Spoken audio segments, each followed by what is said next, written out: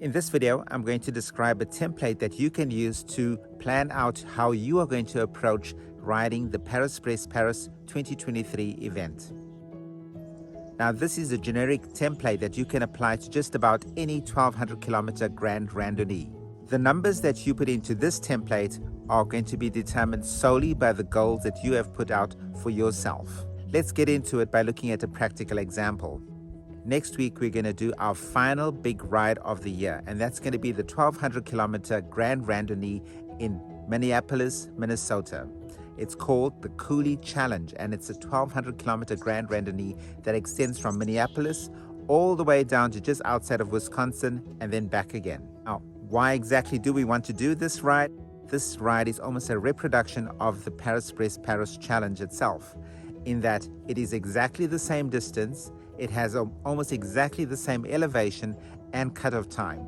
And what's really great about the Coulee Challenge is that it gives us the opportunity to determine if our preparations during the year has been adequate to attempt a 1200 kilometer event.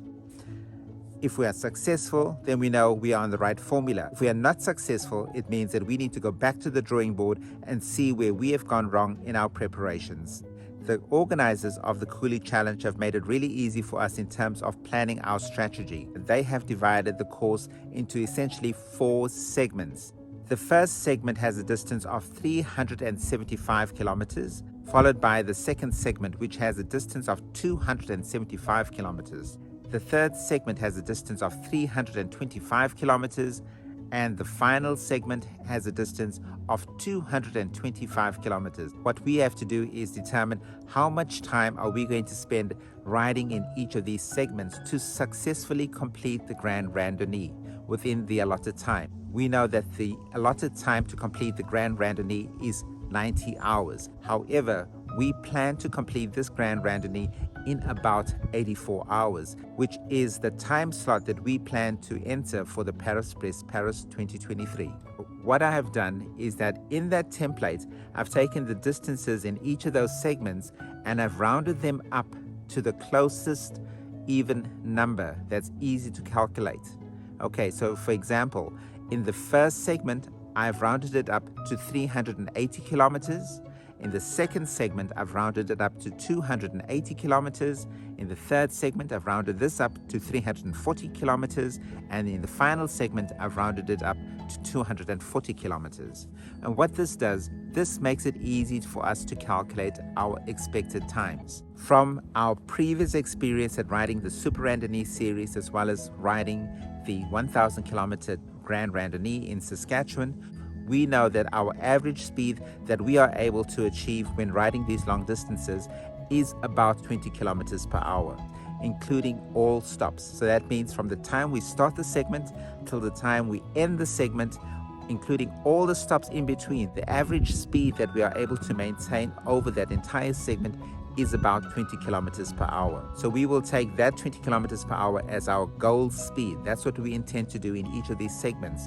And then it's easy to calculate the time that we will spend riding each of those segments. So in 380 kilometers at 20 kilometers per hour, we anticipate riding that segment for 19 hours.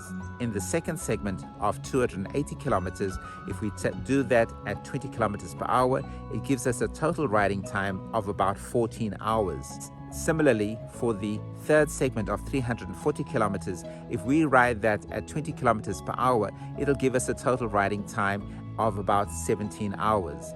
And for the final segment, which is just 240 kilometers, if we ride that at 20 kilometers per hour, we anticipate that we will complete that in about 12 hours. If we take the total time of how long we actually spent riding each of those 4 individual segments, this will add up to 62 hours.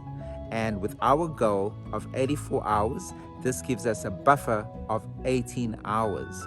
Now, that 18 hours is what we are going to spend sleeping at each of the first 3 segments. At the end of segment 1, we will spend 6 hours resting. And we will do the same at the end of the second segment and the third segment. And so we know that if we are able to follow this particular schedule, we should be able to complete the entire event in about 84 hours.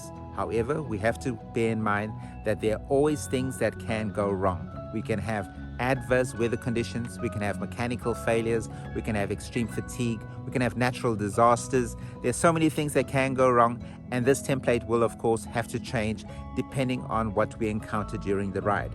If we are successful at this event using this specific template and formula, we will then apply this in the Paris-Brest-Paris 2023 event. And how does this apply to you? I would suggest that you need to look at what is your average riding speed in each of the segments of your longest brevet. And once you determine what your average riding speed is, you can then take that and apply it to this template. So if you are going to do the Paris-Brest-Paris event, depending on how many segments you want to do, and depending on how much distance is going to be in each of those segments, you will be able to determine how much time you need to spend in each of those segments based on the riding speed that you have calculated from your longest brevet. Bear in mind, once again, all the things that could go wrong, and of course, build in a fatigue factor. Be aware that with successive segments, you are likely to slow down. Now, the reason we've chosen the 84-hour cutoff limit for ourselves for this specific Grand Randonnee, even though the total finishing time is 90 hours. How was that? We want to see how plausible is it for us to complete the 1,200-kilometer Randonnee within that allotted time. That if we are not successful, then we know that for the Paris-Brest-Paris event, unless there's a massive change in our riding abilities and fitness, we should not go with the 84-hour cutoff time. And then we would have to go with the 90-hour cutoff time. So this is going to be a really important challenge to determine what should we expect in the Paris-Brest-Paris 2023. I would love to spend more time talking to you about our approach to riding this Grand Randonnee, but the mosquitoes me to death. So I'm going to end this video. Until the next time we meet, ride safe.